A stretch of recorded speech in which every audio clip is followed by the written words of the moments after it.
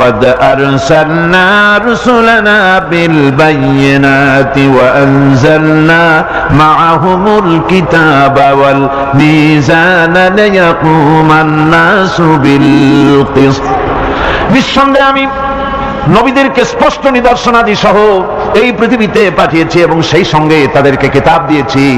দুনিয়ার কোন শিক্ষা প্রতিষ্ঠানে আল্লাহ রাব্বুল আলামিন তার হাবিবকে পড়ান নাই, যেহেতু তিনি তো বিশ্ব নবী। আমার নবী কি নবী?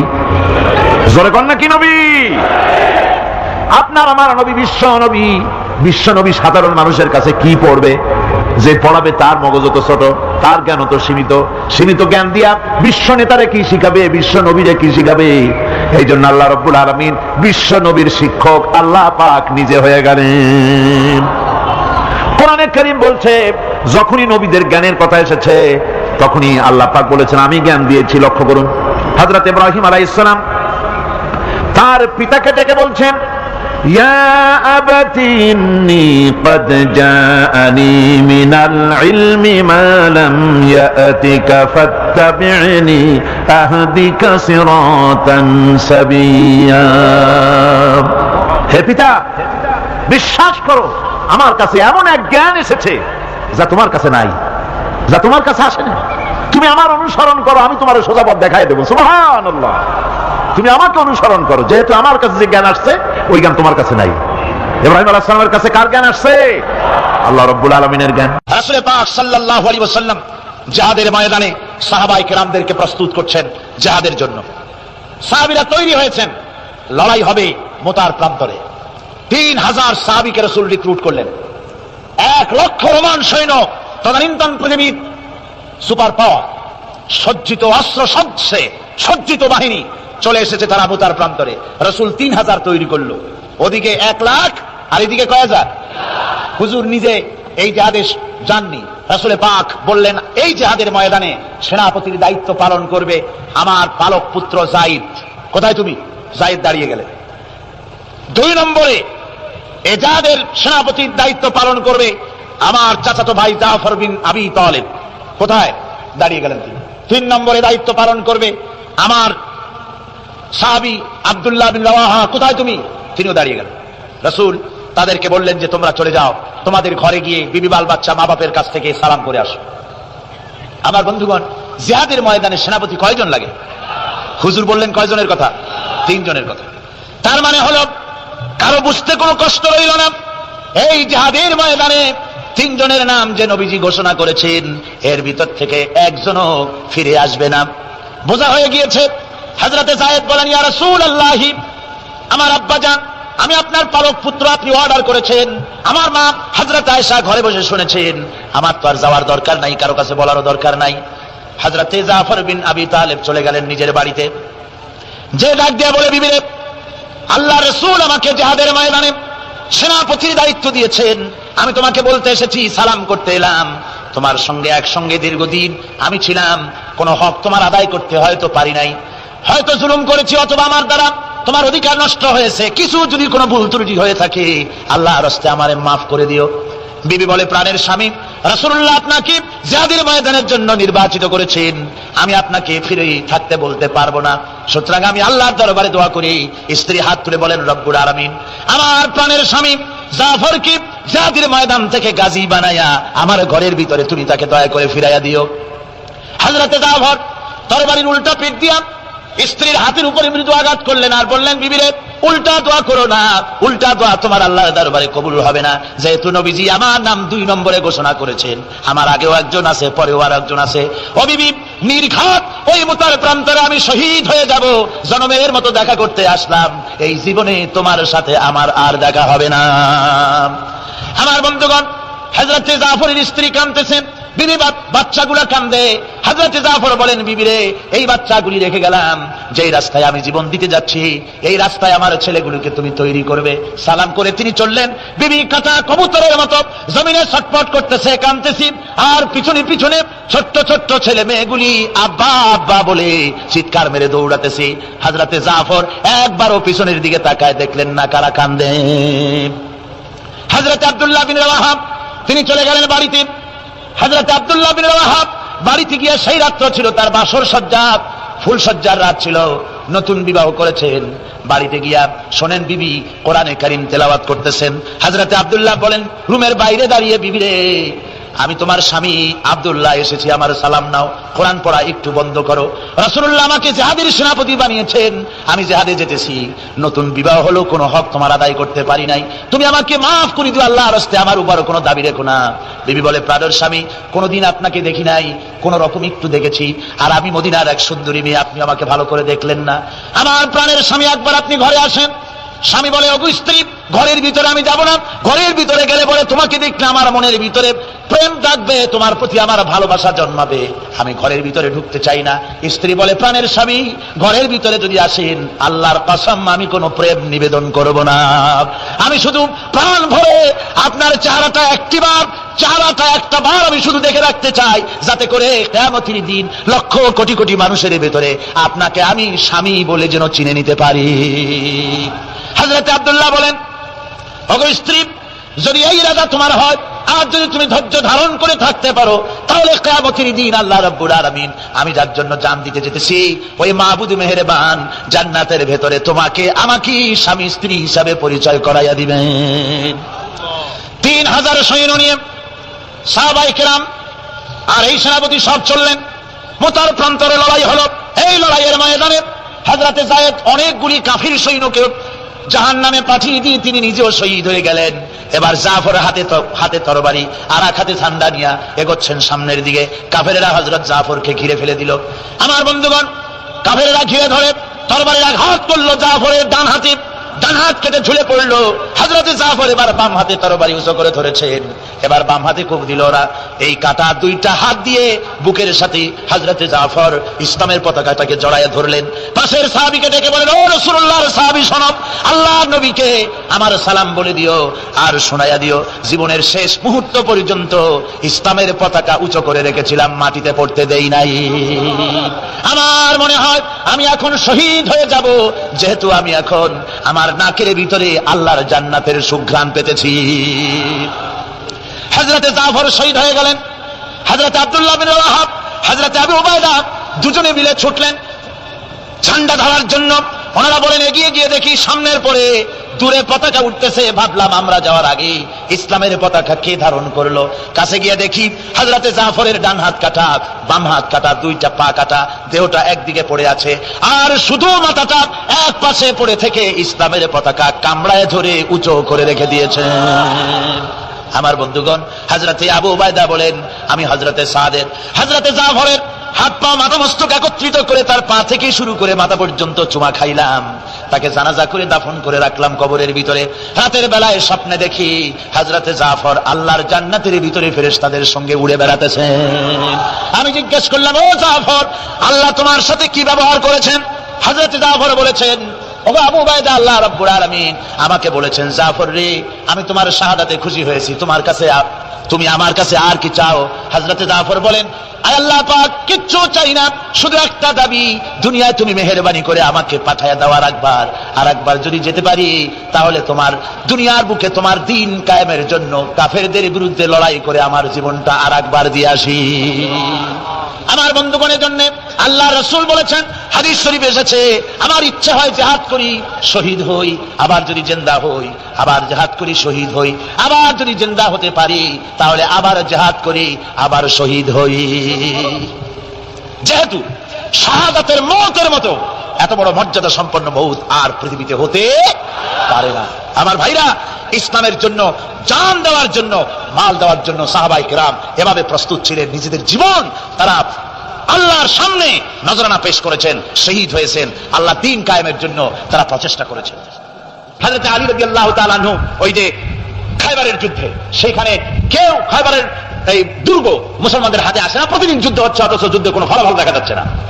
ফজরের নামাজ, এশার নামাজের পর হুজুর বলছেন, ও সাহাবীরা, আগামীকাল আমি এমন এক ব্যক্তির হাতে ইসলামের ঝান্ডা তুলে দেব যাকে আল্লাহ এবং আল্লাহ রাসূল বেশি ভালোবাসেন, এবং তিনিও আল্লাহ এবং আল্লাহ রাসূলকে বেশি ভালোবাসেন, আর তার হাতেই বিজয় হবে। হযরত ওমর রাদিয়াল্লাহু তাআলা আনহু বলেন, আমার এরকম পেরেশানির রাত জীবনে আর কখনো গেছে কিনা জানি না, আমি সারা রাত পেরেশান ছিলাম যে ওই ব্যক্তিকে আমি হতে পারবো। ফজরের নামাজের পর আল্লাহর নবী বলছেন, সাহাবীরা, আমার আলী কোথায়, তাকে দেখছি না কেন? সবাই বলছেন, হুজুর হযরত আলীর চোখ উঠেছে, তাই নামাজের জামাতে শরীক হতে পারেন না। হুজুর বলেন তাকে নিয়ে আসুন। দুজন সাহাবীর কাঁধের উপর ভর করে হযরত আলী এলেন। হুজুর সাল্লাল্লাহু আলাইহি ওয়াসাল্লাম তার মুখের থুতু মোবারক নিয়ে হযরত আলীর চোখে লাগিয়ে দিলেন। সাথে সাথে আগের থেকেও ভালো দৃষ্টিশক্তি সম্পন্ন হয়ে গেলেন। সুবহানাল্লাহ ওয়া বিহামদিহি। তো এখানে রাসূল পাক সাল্লাল্লাহু আলাইহি ওয়াসাল্লাম তিনি হযরত আলীর হাতে তরবারি উঠায় দিলেন। জুলফিকার বললেন, আলী তুমি যাও আজকের ময়দানে সেনাপতির দায়িত্ব পালন করো। হযরত আলী তরবারি হাতে নিলেন। ইসলাম আক্রমণকারী যে না সে কথা বলতে আমি এই কথা নিয়ে আসছি। হযরত আলী গেলেন, যায় মুরাহহাবের সামনে পড়েছেন। মুরাহহাব হলো হাদিসে এসেছে, মুরাহহাব হচ্ছে কাফেরদের নেতৃত্ব দিচ্ছে। মুরাহহাব বলছে, আলী তোমাকে আমি কিন্তু ভালোবাসি, তুমি আসলে কেন? তোমার প্রতি আমার একটা সফট কর্নার আছে আমার অন্তঃকরণে। তুমি তোমার ছেলে মেয়েকে কি এতিম বানাতে চাও? তোমার বউকে কি বিধবা করতে চাও? আমি তো সেই বীর যে আমার সামনে এসে কেউ কল্লা সাথে নিয়ে যেতে পারে নাই। সুতরাং তুমি যদি ওদেরকে এতিম আর বিধবা করতে না চাও, আমার সামনে থেকে সরে যাও। হযরত আলী বলেন, মুনাফিক তুমি কাকে ভয় দেখাতেছ? তোমার তরবারি এই সমাজের কিছু কাফেরেরা ভয় করতে পারে, তুমি কি আমারে চেনো নাকি? তুমি কারে ভয় দেখাও? তাম পৃথিবীর সমস্ত কাফেরদের উপরে আল্লাহ রাব্বুল আলামিন আমাকে বাগ বানায় পাঠিয়েছেন। তরবারি দিয়ে প্রমাণ হবে। মুনাফিক বলে, তুমি আঘাত করো। কয় না, আক্রমণ তো করব না আমি, আগে তুমি করো, আমি প্রতিহত করব। আক্রান্ত হলে পরে তারপরে জবাব দেব। এরপরে মুরাহাব আঘাত হানতে লাগলো। হযরতে আলী সমস্ত রণকৌশল দিয়ে আঘাতগুলি তিনি ফিরিয়ে দিতে লাগলেন। এরপরে হযরতে আলী বলছেন, মুরাহাব এবার তৈরি হও আমার আঘাত সহ্য করার জন্য। হযরতে আলী জুলফিকার তুলে আঘাত করলেন। এক আঘাতেই দেখা গেল মুরাহাবের মাথা থেকে শুরু করে শরীর টুকরা হয়ে গিয়া হযরত আলীর তরবারির মুঠা পর্যন্ত মাটির ভিতরে গেড়ে গিয়েছে। খায়বারের দুর্গ দখল হয়ে গেল। পরের দিন আল্লাহর নবী বলেন, আলী শুনতে পেলাম তোমার ঢাল ভেঙে গিয়েছিল, তারপরে তুমি যুদ্ধ করলে কি দিয়ে? হযরত আলী বলেন, হুজুর কামুজ দুর্গের ওই কবাটটা, লোহার কবাটটা বাম হাতে নিয়ে আর ডান হাতে তরবারি নিয়ে লড়াই করেছি। হুজুর বলেন, কি করে মানুষ কেমনে এত বড় দুর্গের লোহার কপাট হাতে নিয়ে যুদ্ধ করে, একটু দেখাও তো দেখি। হযরত আলী গতকালকের মতো বাম হাত দিয়া ধরেছেন, নাড়াতে পারেন না। এবার ডান হাত দিয়া ধরেছেন, নাড়াতে পারেন না। ডান আর বাম দুই হাত দিয়া সমস্ত শক্তি দিয়ে এমন জোরে টান মেরেছেন, প্রতিটি লোমকূপের গোড়া থেকে ঘাম বেরিয়ে এসেছে, এক চুলো নড়াতে পারেন নাই। হযরত আলীর মুখখানা মলিন হয়ে গেছে লজ্জায়। হযরত আলী রাদিয়াল্লাহু তাআলা আনহু লজ্জা পেয়ে গেছেন। রাসূল পাক সাল্লাল্লাহু আলাইহি ওয়াসাল্লাম বলেন, আলী লজ্জা পাওয়ার কোনো কারণ নাই, চিন্তা করার কোনো কারণ নাই। তোমার নিজস্ব শক্তি দিয়ে তুমি লড়াই করতে পারো নাই। এত বড় লোহার দরজা নিয়ে, কবাট নিয়ে মানুষ এভাবে লড়াই করতে পারে না। আল্লাহ তার দ্বীনকে বিজয়ী করার জন্য তোমার ভিতরে আল্লাহ রাব্বুল আলামিন ক্ষমতা দিয়েছিলেন। জোরে বলেন সুবহানাল্লাহ। আল্লাহ রাব্বুল আলামিন এই জিহাদের ময়দানে যখন মানুষ আসে, আল্লাহ তাদের উপরে মদদ দান করেন। আমার বন্ধুগণ, আল্লাহর দ্বীনকে জমিনের উপরে প্রতিষ্ঠিত করার জন্য যদি আমরা আজও যদি ঐক্যবদ্ধ হই দ্বীন কায়েমের জন্য, তাহলে আল্লাহ রাব্বুল আলামিন আমাদেরকে মদদ করবেন। আল্লাহ পাক কোরআনে কারীমের মধ্যে বলেছেন, ওয়া কানা হাক্কান আলাইনা নাসরুল মুমিনিন। মুমিনদেরকে সাহায্য করা আমি আল্লাহর জন্য ওয়াজিব হয়ে যায়। জোরে বলেন সুবহানাল্লাহ। মুমিনদের জন্য সাহায্য করা আল্লাহর জন্য কি হয়ে যায়? ওয়াজিব হয়ে যায়। ভাইরা একটু বৃষ্টি সহ্য করেন না, খুব বেশি বৃষ্টি? আচ্ছা, ওই এটা রহমত। এটা কি রহমত? আমার ভাইরা, জিহাদের ভিতরে সাহাবায়ে কেরাম আল্লাহর জান্নাতে যাওয়ার জন্য তারা জিহাদ করেছেন। তারা দেশ দখলের জন্য জিহাদ করেন নাই। দ্বীন প্রতিষ্ঠার জন্য লড়াই করা ফরজ। দ্বীন প্রতিষ্ঠার জন্য লড়াই করা কি? যেরকম কি? আর এই ফরজ দায়িত্ব পালন করতে গিয়ে যদি কেউ মারা যায়, তাহলে কোথায় যাবে? ওই শাহাদাতের মওত হচ্ছে একটা সেতু বা একটা ব্রিজ, একটা শাখো। এপারে দুনিয়া, ওপারে আল্লাহর জান্নাতুল ফেরদাউস। জোরে বলেন সুবহানাল্লাহ। এই জন্য হযরত ওমর ফারুক রাদিয়াল্লাহু তাআলা আনহু সব সময় দোয়া করতেন, আল্লাহুম্মা রযুকনি শাহাদাতান ফি সাবিলিক ওয়াজআল মাউতি ফি বালাদি রাসূলিক। আল্লাহ রাব্বুল আলামিন আমাকে রাসূলের শহরে মওত দাও, আর আমাকে তোমার দ্বীনের রাস্তায় শাহাদাত মঞ্জুর করো। জোরে বলেন আমিন। এটা আমাদের দোয়া, আমারও দোয়া, আমার সারা জীবনের স্বপ্ন, সারা জীবনের স্বাদ আল্লাহ যেন শাহাদাতের মওত নসিব করে দেন। জোরে বলেন আমিন। এর থেকে উন্নত মানের মওত আর নাই। ওই প্যারালাইসিস হয়ে বিছানায় পড়ে তলপায় মরার কোনো দাম নাই। দুনিয়ার বুকে বিড়ালের জিন্দেগি বছর করার 500 বছর বেঁচে থাকার দাম নাই। সিংহের মতো 1 সেকেন্ড বেঁচে থাকার দাম আছে, ঠিক কিনা? আর মওত, প্লীহা, যকৃত, typhoid, paralysis, diabetes, heart attack, kidney পচে যাওয়া, হাবিজাবি মওতের চাইতে আল্লাহর রাস্তায় জিহাদ করে শাহাদাতের মওত সর্বশ্রেষ্ঠ মওত। জোরে বলেন সুবহানাল্লাহ। আমার ভাইরা, রাসূল পাক সাল্লাল্লাহু আলাইহি ওয়াসাল্লাম তিনি মদিনা মুনাওয়ারায় এসে প্রথম যে জিহাদের সম্মুখীন হলেন, ওইটার নাম কি? কোন জিহাদ? বদর। কোন জিহাদ? বদরের জিহাদ। সেই বদরের মাঠে জিহাদের জন্য রাসূল সাহাবীদেরকে তৈরি করতেছেন। তো আপনারা চিন্তা করেন বিষয়টা, জিহাদ করতে হবে, এই বদরে সাহাবীরা জিহাদ করবে কাদের বিরুদ্ধে? নিজের বাপের বিরুদ্ধে। রাসূল পাক খুব চিন্তিত হলেন যে সাহাবীদেরকে কিভাবে উদ্বুদ্ধ করা যায়। হুজুর জিহাদের কথাই বলতেছেন যে এখন বদরে আমাদের টিকে থাকার প্রশ্ন, এইটা মুসলমানদের টিকে থাকার প্রশ্ন, বদরের যুদ্ধ, বদরের এই জিহাদটা। হুজুর যখন এগুলি বলতেছেন, হযরত মিকদাদ রাদিয়াল্লাহু তাআলা আনহু রাসূলের একজন জলিলুল কদর সাহাবী, তিনি দাঁড়িয়ে বলছেন, হে আল্লাহর রাসূল, কেন আপনি চিন্তা করছেন?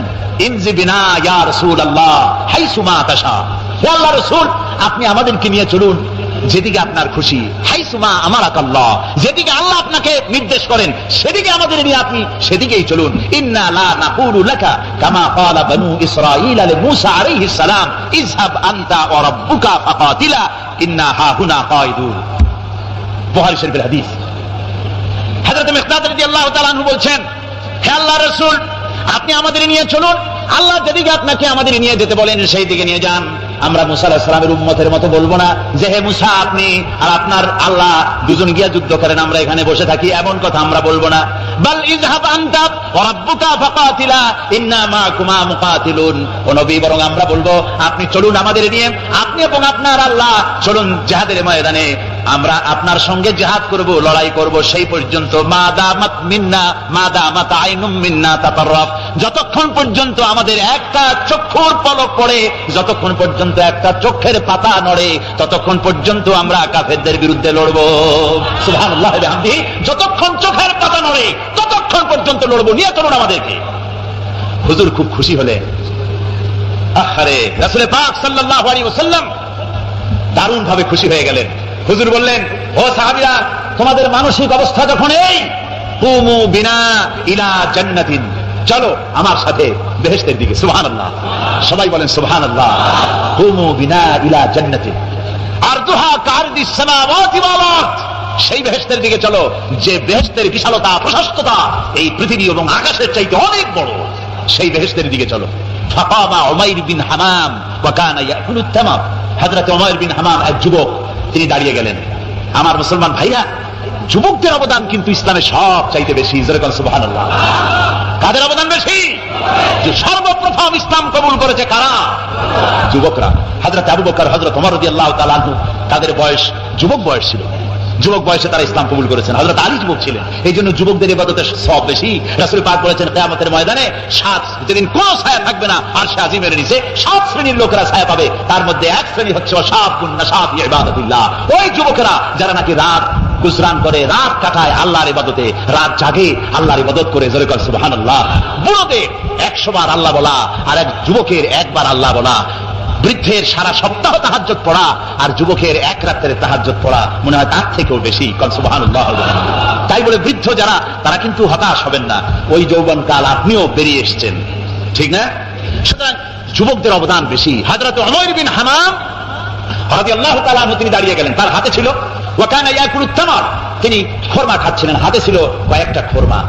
তিনি খোরমাগুলি হাতে নিয়ে দাঁড়িয়ে বলছেন, ওয়া ক্বালা বাখবাখ, তিনি বলছেন, বাখবাখ শব্দ এটা হচ্ছে লুগাল মুহাল্লিয়া, অর্থাৎ আঞ্চলিক শব্দ। এর অর্থ হচ্ছে মা আযানাহু ওয়া মা আহসানাহু। কি আশ্চর্য, কি সুন্দর, কি বিরাট, কি সুন্দর কথা আপনি বললেন হে রাসূল। জান্নাতুন আরদুহা কারদিস সামাওয়াতি ওয়াল আরদ, এমন বেহেশত পাওয়া যাবে জিহাদ করলে যে বেহেশতের বিশালতা প্রশস্ততা এই বিশাল আকাশের চাইতে, জমিনের চাইতে বেশি। ওয়াল্লাহি লাউ কুনতু হাইয়ান হাত্তা আকুলাহুন্না, আমি যদি, আল্লাহি আল্লাহর কসম, আমি যদি এই খোরমাগুলো যদি খাইতে থাকি, ইন্নাহা লা হায়াতুন তাবিলা, তাহলে তো এটা অনেক লম্বা হায়াত লাগবে, এই খোরমাগুলি খাইতে অনেক সময় লাগবে, বেহেশতে যাইতে দেরি হয়ে যাবে। সুতরাং এই খোরমা তো আর খাওয়া যাবে না। ফারমাবিহিন্না, হাতের খোরমাগুলি সব ফেলে দিয়ে জিহাদের ময়দানে লাফায় পড়লেন। অনেকগুলি কাফেরকে জাহান্নামের খাতে উতরায় দিয়া হযরত ওমর নিজেও শাহাদাত বরণ করলেন। জিহাদের শেষে জিহাদের শেষে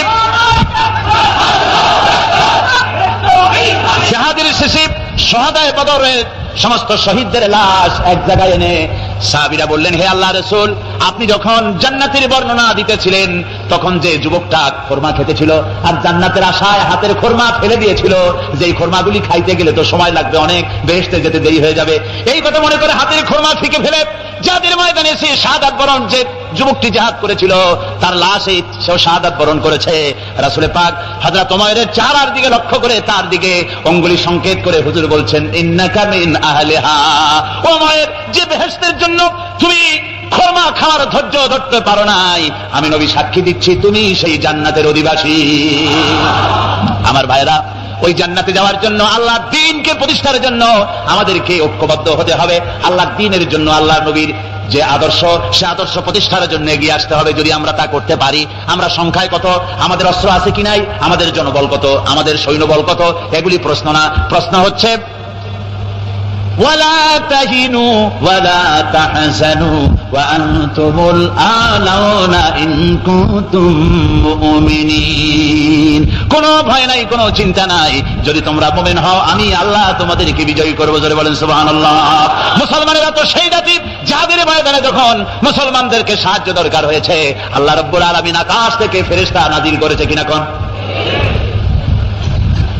কবি বলছেন, ফিজায়ে বদরি पैदा कुन फरिश्ते तेरी नसरत को उतर सकते गर्दों से कतर अंदर कतार भी। বদরের মুসলমানদের মতো ঈমান যদি আজও তোমরা আনতে পারো, তোমাদের ভিতরে হয়ে যায়, তাহলে আল্লাহ রাব্বুল আলামিন তোমাদের জন্য কাতারে কাতারে ফেরেশতা তোমাদের জন্য নাযিল করে দিতে পারেন। তোমরা সেই জাতি, তোমরা সেই মুসলমান। ফিরে আসো ইসলামের দিকে, ফিরে আসো দ্বীনের দিকে, রাসূলের সঙ্গে মহব্বতটা জুড়ে দাও। কি মুহাম্মদ সি ওয়াফাতুন तो हम तेरे हैं, ये जहां चीज ही क्या लोहे कलम तेरे। মুহাম্মদ সাল্লাল্লাহু আলাইহি ওয়াসাল্লামের সঙ্গে তুমি যদি মহব্বতের সম্পর্ক স্থাপন করতে পারো, অনুসরণ আর অনুকরণের, তাহলে আকাশ আর জমিন তো দূরের কথা, লৌহ কলম পর্যন্ত আল্লাহ তোমার জন্য করে দিবেন। এক বুড়ি তার দরবারে এসে বলছে, যাবানা, আমি আপনার কাছে এসেছি একটা নালিশ করতে। আমার বাড়িটা আপনার এই বাড়ি থেকে বেশি দূরে নয়। আমার ছেলে সেনাবাহিনীতে চাকরি করে, ফ্রন্টিয়ারে এখন আছে, সেখানে সে যুদ্ধের মধ্যে সেখানে যুদ্ধরত। এখন আমার এক সুন্দরী পুত্রবধূ ঘরে প্রতিদিন কে যেন এসে আমার বাড়িতে হামলা চালায়, আর আজকে রাতে সে এসে আমার পুত্রবধূর ইজ্জত নষ্ট করবে। সুতরাং আমি আপনার কাছে নালিশ করলাম, হয় আপনি ওই দুর্বৃত্ত থেকে আমার পুত্রবধূর সতীত্বকে হেফাজত করেন, নতুবা আমাকে এই আজকের রাতটা সময় দেন, আমি আমার পুত্রবধূকে নিয়ে আপনার এই রাজ্য থেকে অন্যত্র চলে যাই। জাহাঙ্গীর কোনো কথার জবাব দিচ্ছেন না, চুপ করে আছে। মেয়ে লোকটি বুড়ি মানুষটাও রেগে গিয়েছে, বলছে, জাহাঙ্গীর, আমি তোমাকে হতে দেখছি, তুমি যদি আমার পুত্রবধূর সতীত্বের হেফাজতের কোনো দায়িত্ব নাও, তাহলে তোমাকে বলছি, তুমি যে পরকালে বিশ্বাস করো, সেই পরকালে তোমার স্রষ্টার সামনে আমি তোমাকে আসামির কাঠগড়ায় দাঁড় করাবো। জাহাঙ্গীর তবুও কিছু বললেন, মেয়ে লোকটি চলে গেল। গভীর রাত্রে জাহাঙ্গীর নিজে সেই বুড়ির বাড়ির কাছে চলে গিয়েছেন। দেখেন দেওয়ালের পাশে একটা ঘোড়া দাঁড়ানো আর একটা প্রহরী। প্রহরীকে তরবারি আঘাত দিয়ে শেষ করে ঘোড়ার পিঠের উপরে দাঁড়ায় দেওয়াল টপকায় ভিতরে চলে যাবে। যে শুনতেছেন ঘরের ভিতর থেকে যুবতী কণ্ঠের আওয়াজ, বাঁচাও বাঁচাও, চিৎকার হচ্ছে। বাইরে বুড়ি বান্দা একটা আলো টিম টিম করে জ্বলছে। জাহাঙ্গীর গিয়ে বলছে, বুড়ি আলো নিবাও তাড়াতাড়ি। বুড়ি আলো নিভিয়ে দিল। জাহাঙ্গীর ভিতরে ঢুকে ওই দুর্বৃত্তের চুল বাম হাতে ধরে ডান হাত দিয়ে তরবারি আঘাত দিয়ে তার শিরচ্ছেদ করে দিলেন। বললেন, বুড়ি আলো জ্বালাও। বুড়ি আলো জ্বালালেন। এবার জাহাঙ্গীর আলোর সামনে মস্তকটা ধরে আলহামদুলিল্লাহ করে হাত থেকে মাথাটা ছেড়ে দিলেন। বললেন, বুড়ি এক গ্লাস পানি দাও। পানি আনা হলো, ধক ধক করে পানি খেলেন। বললেন, কালকে তুমি আমার দরবারে যাবে, সেখানে তোমার সঙ্গে আমার কথা হবে, তোমার পুত্রবধূকেও নিয়ে যাবে। পরের দিন জমজমাট রাজ দরবার, বুড়ি তার পুত্রবধূকে নিয়ে হাজির। জাহাঙ্গীর বলছেন, বুড়ি, তোমার বাড়ি গিয়ে আলো নিভাতে বলছিলাম, কেন জানো? হয় না, জানি না। জাহাঙ্গীর বললেন, তুমি যখন আমার কাছে নালিশ করেছো, আমি মনে মনে ভেবেছি আমার বাড়ির এত কাছে আমার যুবক ছেলে ছাড়া আর কারো এই সাহস হবে বলে আমার মন বলে নাই। সেজন্য মনে করেছিলাম আলোর সামনে যদি ছেলেকে দেখি আমার মনে দুর্বলতা আসতে পারে, বিচার না হোক হয়ে যেতে পারে, হক বিচার নাও করতে পারি, সেই জন্য আলো নিভিয়ে দিতে বললাম। এরপরে তার শিরচ্ছেদ করে আলোর সামনে ধরে দেখলাম যে না, সে আমার ছেলে নয়, সে আরেকজন। এই জন্য আমি আলহামদুলিল্লাহ করলাম। আর পানি পান করলাম এই জন্য, তুমি যখন নালিশ করেছো আমার কাছে আর বলেছো কিয়ামতে আমাকে আসামি বানাবে, সেইখান থেকে হক বিচার করতে পারি কিনা এই চিন্তা এ পর্যন্ত কিচ্ছু খাই নাই, শুধু পানি খেয়েছি তোমার বাড়ি গিয়ে। জাহাঙ্গীর তার মাথা থেকে মুকুট খুললেন। মুকুটটা খুলে বুড়ের পায়ের কাছে রেখে দিয়ে বলেন, বুড়ি, তুমি জেনে রাখো, দিল্লির সম্রাটের এই মুকুটের চাইতে তোমার পুত্রবধূর সতীত্বের মূল্য মুসলমানের কাছে 1000 গুণ বেশি। মুসলমানেরা পরধর্মের এই ইজ্জত, এই সম্মান ইসলাম দিয়েছে, মুসলমানেরা দিয়েছে। আর পরধর্মের উপরে অত্যাচার যদি হয়েছে ধর্মনিরপেক্ষতাবাদীদেরকে দিয়ে হয়েছে, বলেন ঠিক কিনা? আমাদের দেশে মানুষেরা শিরকের মধ্যে বেশি মুবতালা হয়, বিদআতের ভিতরে বেশি পরিমাণ মুবতালা হয়। আর এক শ্রেণীর তথাকথিত আলেম এই শিরক এবং বিদআতের ব্যাপারে ওয়াজ করে জনগণকে উদ্বুদ্ধ করে তা করার জন্য। আমাদের দেশে বহুত মাজার আছে, যে মাজারগুলিকে গোসল করানো হয়, মাজার গোসল করানো হয়। আমি কি কোনো বানাইয়া কথা বলি না? এর বাস্তবতা আছে। মাজার গোসল করানো হবে, পীর সাহেবকে গোসল করানো হবে, পত্রিকায় দিয়ে দেয়, পোস্টার ছাপানো হয়, হ্যান্ডবিল ছাপানো হয়, হাজার হাজার টাকা খরচ করে প্রচার করে লোকদেরকে দাওয়াত দেওয়া হয়। কবর ধোয়া পানি, পীর সাহেবের গোসল করানো পানি। পীর সাহেবের গোসল করাইলো, এই পানি শরীরের কত জায়গা ধুয়ে আসলো, সেই পানি বোতলে ভরে 5 টাকা করে কিনে কিনে লোকেরা খায়। নাউযুবিল্লাহ। এরপরে ইমানের দাবি কি করে করবে মুসলমান? দুর্ভাগ্য এই মুসলমানের। গোসল শরীফ, নওরোজ শরীফ, তারপরে খসরো, যে কি জানাতুন নাকি খসরো শরীফ, কি নাম হাবিজাবি বানাইছে আল্লাহ। এখানেই শেষ নয়। হযরতে বড় পীর আব্দুল কাদের জিলানী রাহমাতুল্লাহ আলাইহি, আল্লাহর জবরদস্ত ওলি, সাইয়্যিদ, অত্যন্ত উচ্চ মানের আলেম। তার সম্পর্কে এক শ্রেণীর আলেম নামধারী লোকেরা তাকে আল্লাহর কাছে পৌঁছায় দিয়েছে, আল্লাহর সমকক্ষ করে দিয়েছে। তাকে দস্তগীর বলা হচ্ছে। কিসের দস্তগীর? তো বলে যে মেরাজের রাত্রে রাসূল করিম সাল্লাল্লাহু আলাইহি ওয়াসাল্লাম নাকি কোন জায়গায় আছার খাইছিলেন, আর উনি গিয়া তার হাত ধরেছেন, এই জন্য বলা হচ্ছে দস্তগীর। তিনি তার হাত ধরে তাকে ঠিক করে দিয়েছেন। আবার আরশে তিনি উঠতে পারছিলেন না, সেই জন্য পীর সাহেবের কাঁধের উপরে পা রেখে রাসূল সাল্লাল্লাহু আলাইহি ওয়াসাল্লাম আরশে উঠছে। আল্লাহর সিঁড়ি এত অভাব হয়েছে, এই দুনিয়া থেকে নিতে পারলেন। মহাশূন্য পাড়ি দিয়ে, গ্রাভিটেশন পাড়ি দিয়ে আরশে আজিম পর্যন্ত, সিদরাতুল মুনতাহা পর্যন্ত নিলেন, আর ওইখানে বড় পীর সাহেবকে লাগলো তার কাঁধের উপরে পা দিয়ে তিনি উঠবেন। এর চাইতে বিদআত, এর চাইতে বাজে কথা মুসলমানদের জন্য আর কি হতে পারে? দুর্ভাগ্য এই জাতি, এই সব আলেম নামের কলঙ্ক, যারা নাকি বড় পীর সাহেবের নামে ওয়াজ করে করে বলেন, তার নামে দরুদ বানাইছে, তার নামে বলে ইয়া আব্দুল কাদের জিলানী শাইয়ান লিল্লাহ, যারা কয় নাউযুবিল্লাহ। বলা হয়, হে বড় পীর সাহেব, আপনি আল্লাহর রাস্তায় আমাদের কিছু দেন। আর মিয়া শাহ আব্দুল কাদের জিলানী রাহমাতুল্লাহ আলাইহি যা পেয়েছেন আল্লাহর কাছ থেকে পেয়েছেন, তার দেওয়ার কিচ্ছু নাই। যা দিবেন আপনাকে আমাকে আল্লাহ পাক দিবেন। ইয়া গাউস ওয়া আগিসনি বলা জায়েজ নাই। ইয়া গাউস ওয়া আগিসনি বলতে হবে আল্লাহ পাক। গাউসকে আল্লাহ পাক, তাকে বলতে হবে ইয়া গাউস ওয়া আগিসনি, আয় আল্লাহ পাক তুমি আমাকে সাহায্য করো। সাহায্য করতে পারেন আল্লাহ পাক। বড় পীর সাহেবকে ইয়া গাউস ওয়া আগিসনি বলা যাবে না। গাউসুল আযম, এই ডিগ্রি, এই খেতাব বেদাত পন্থীদের বড় খেতাব। গাউসুল আযম কোন মানুষ হতে পারে না, পারে না, পারে না। গাউসে আযম, গাউসে আযম শুধুমাত্র আল্লাহ রাব্বুল আলামিন। গাউসে আযম কে? আল্লাহ রাব্বুল আলামিন, যিনি মানুষের ফরিয়াদ শোনেন, যিনি মানুষের ফরিয়াদ শোনেন, তিনি হচ্ছেন আল্লাহ পাক। বড় পীর সাহেবকে আমরা শ্রদ্ধা করি, কিন্তু সেই শ্রদ্ধার অর্থ এই নয় যে নবীদের চাইতে তিনি বড়, তিনি রাসূলের চাইতে বড়, তার নামে দরুদ শরীফ বানাইতে হবে, জায়েজ নাই। আশা করি এত সব কথা আপনাদের মনে থাকবে। যখন নবীজির হাতে বন্দীরা আসতেন, যুদ্ধ বন্দীরা, নবীজি তাদেরকে শর্ত করতেন, যদি কোনো শিক্ষিত বন্দী 10 জন নিরক্ষর লোককে অক্ষর জ্ঞান দিতে পারে, এই শর্তে তাদেরকে মুক্তি দেওয়া হবে। জেনারেল লিটারেসি, গণসাক্ষরতা অভিযান তোমরা শুরু করনি, শুরু করেছেন বিশ্বনবী মুহাম্মদ রাসূলুল্লাহ সাল্লাল্লাহু আলাইহি ওয়াসাল্লাম। নবীজি আরো বলেছেন, 1 ঘন্টা যদি কেউ জ্ঞান চর্চা করে 60 বছরের নবলবতের সব আল্লাহ তার আমলনামায় লিখে দিবেন। কাজী জ্ঞানের দিকে ইসলাম উৎসাহিত করেছে। কাজী যে কারণে মধ্যযুগীয় ইউরোপ সভ্যতায় ধর্ম নিরপেক্ষতার প্রয়োজন ছিল, ইসলামের সেই ধরনের কোনো কারণ কোনো কালেও ঘটে নাই। অতএব আমরা স্পষ্ট করে বলতে পারি, আল্লাহ যা করেছেন শয়তান তার উল্টা একটা করেছে। আল্লাহ করেছেন, আল্লাহ দিয়েছেন যাকাত ভিত্তিক ব্যবস্থা, শয়তান করেছে সুদ ভিত্তিক ব্যবস্থা। আল্লাহ তাআলা তৈরি করেছেন ইসলাম, শয়তান তৈরি করেছে ধর্ম নিরপেক্ষ মতবাদ। ধর্ম নিরপেক্ষ মতবাদের স্রষ্টা হচ্ছে খোদ শয়তান, আর শয়তানের তৈরি করা এই মতবাদ কোন মুসলমান গ্রহণ করতে পারে না, পারে না, পারে না।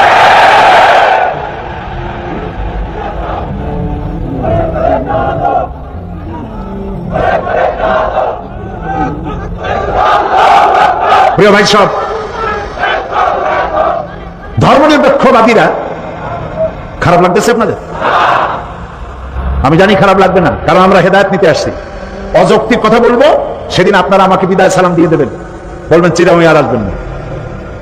কোরআন হাদিসের বাইরে কথা বলবো না ইনশাআল্লাহ।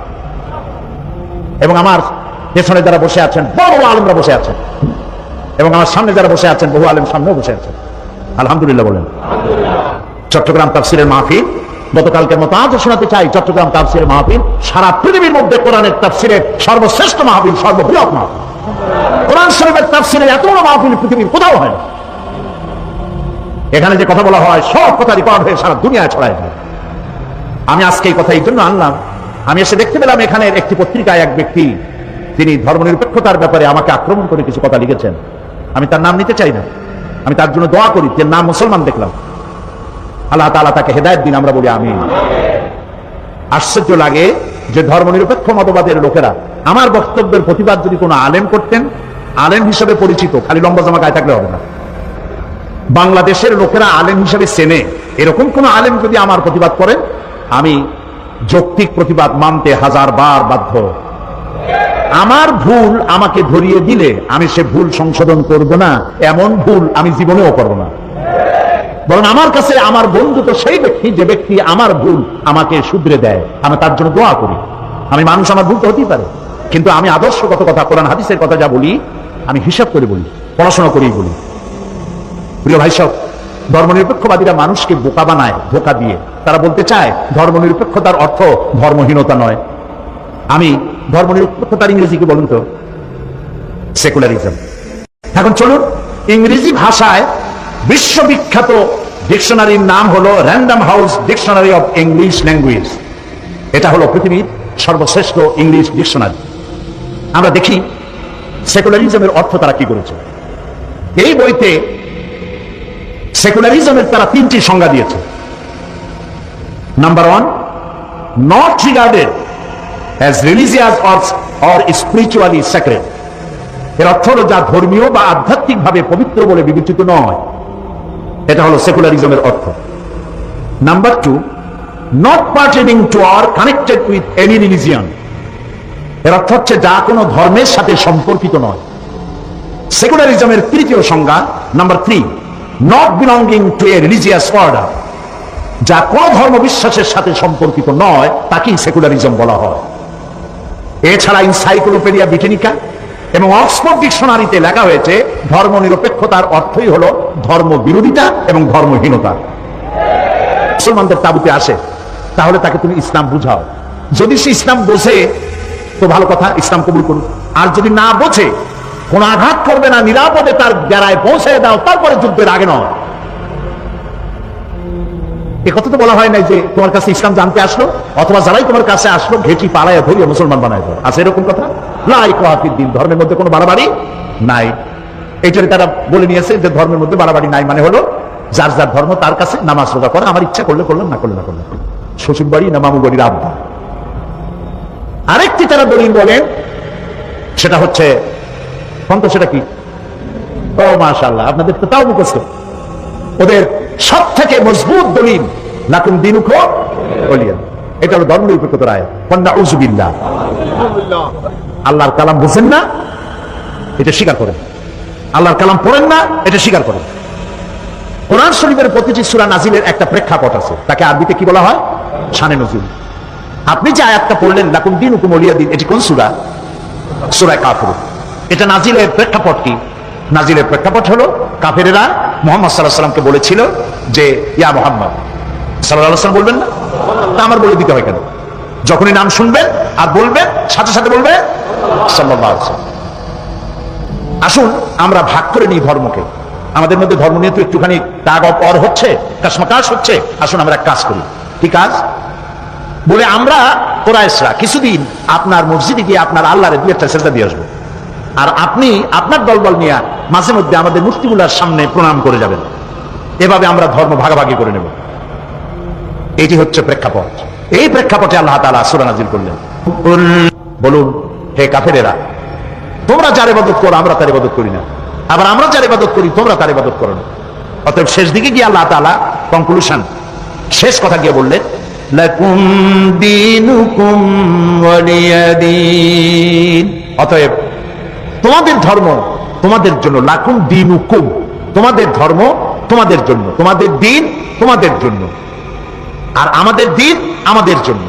এখানে কি নিরপেক্ষর কথা না পক্ষের কথা? একটু বিবেক সম্মত হয়ে বুঝে শুনে জবাব দেন। এই আয়াতের অর্থ কি দাঁড়ালো? ধর্মের পক্ষ না নিরপেক্ষ? ধর্মের পক্ষে। কাফেরেরা তোমরা তোমাদের ধর্মের পক্ষে থাকো, আমরা আমাদের ধর্মের পক্ষে থাকি, ধর্ম নিয়ে কোনো 50-50 ভাগ করা চলবে না। এটাই হলো মূল কথা।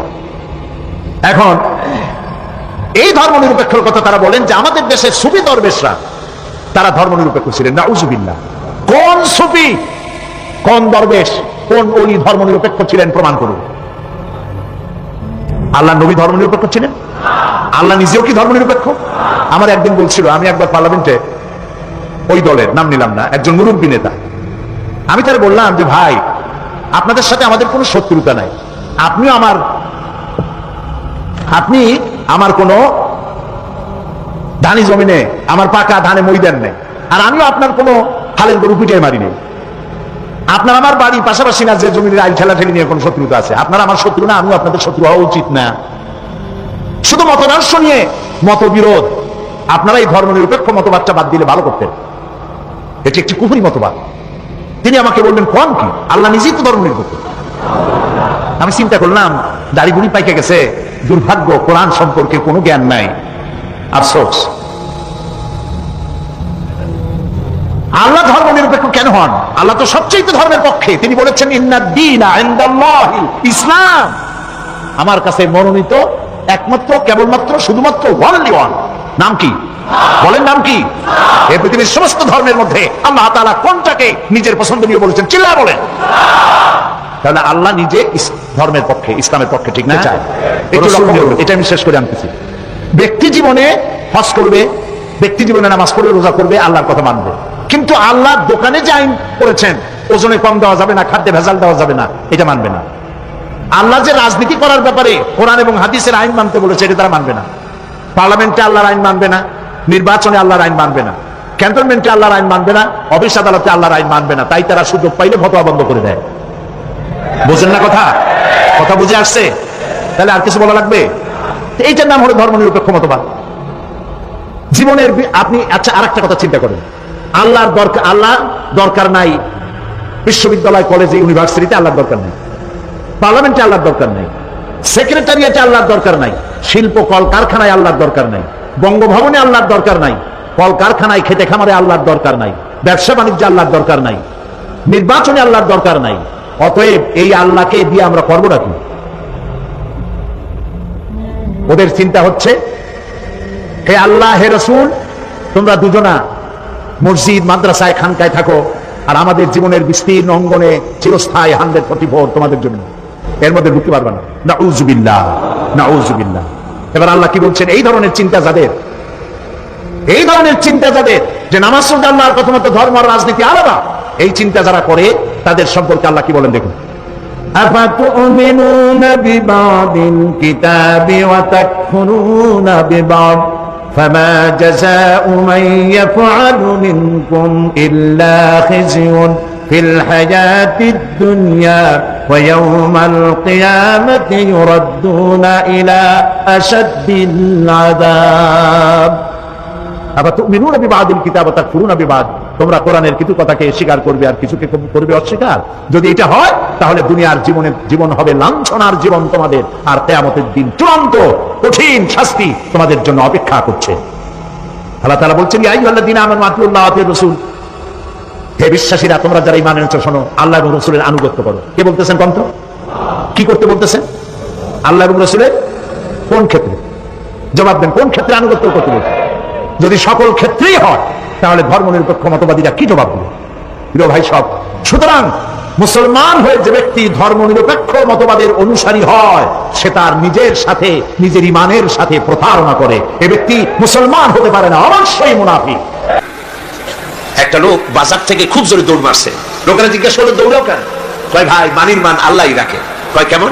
কয়, বাবা আর আমি দুইজনে গেছিলাম বাজারে, বাজারের মানুষেরা আমার বাপেরে ধরিয়া জুতা দিয়ে এমন পিটাইলো, আমি আরামসে নিরাপদে চলে আসছি, আমার কেউ কিছু করতে পারে না। মানির মান আল্লাহই রাখে। ওর বাপের জুতা দিয়ে পিটায় আর মানির মান আল্লাহ রাখে। দুর্ভাগ্য এই জাতি, এক শ্রেণীর কলামিস্ট, এক শ্রেণীর মুসলমান নামধারী কলামিস্ট, মুসলমান নামধারী বিচার লেখক মুসলমান নামধারী সাংবাদিক, মুসলমান নামধারী বুদ্ধিজীবী, মুসলমান নামধারী রাজনীতি, ওরা মুসলমানের ঘরে জন্মগ্রহণ করেও কুলাঙ্গার, এই লোকগুলি মুসলমানের ঘরে জন্মগ্রহণ করেও মুসলমানদেরকে মৌলবাদ আর সন্ত্রাস বলে গালি দেয়। মুসলমানদের উত্থান, মুসলমানদের জাগরণ আবার শুরু হবে ইনশাআল্লাহ। মুসলমান রাজমার খাচ্ছে পৃথিবীর চতুর্দিকে মার খাচ্ছে। আমি দেখতে পাচ্ছি, আমার ধারণা ছিল যে আফগানিস্তানে যে ঘটনা ঘটলো, এই ঘটনার দ্বারা আল্লাহ একটা কিছু করবেন, বড় রকমের কিছু আমরা দেখব, কিন্তু সেটা হলো না। কেন হলো না এটা তো আমরা বুঝবো না। ওয়াল্লাহু আ'লামু ওয়া আনতুম লা তা'লামুন। এর পেছনে কোনো পরিকল্পনা আছে, সেই পরিকল্পনাকারী কে? আল্লাহ রাব্বুল আলামিন, তিনি পরিকল্পনা করছেন। 11ই সেপ্টেম্বরে আমেরিকায় যে ঘটনা ঘটেছে, এই ঘটনা সম্পর্কে আমার সুস্পষ্ট মত হচ্ছে, যতদূর পড়াশোনা করেছি তাতে আমার সুস্পষ্ট মত, এই ঘটনা ঘটিয়েছে পৃথিবীর ইহুদিদের পরিচালিত মোসাদ, ইহুদিদের গোয়েন্দা বিভাগ, ইসরায়েল রাষ্ট্র, ইহুদিরাই এই ঘটনা ঘটিয়েছে। এর প্রমাণপত্র পত্রিকায় বেরিয়েছে। টুইন টাওয়ার যারা ভাঙলো, আমরা তীব্র নিন্দা জানাই। এখানে হাজার হাজার মানুষ কাজ করে, মানুষ হিন্দু হোক, খ্রিস্টান হোক, বৌদ্ধ হোক, মানুষ। এই হাজার হাজার মানুষকে যারা মারলো, যারা অর্থনৈতিক দিক থেকে আমেরিকাকে ক্ষতিগ্রস্ত করার জন্য চেষ্টা করলো, এভাবে আমরা তার নিন্দা করি, ঘৃণা জানাই।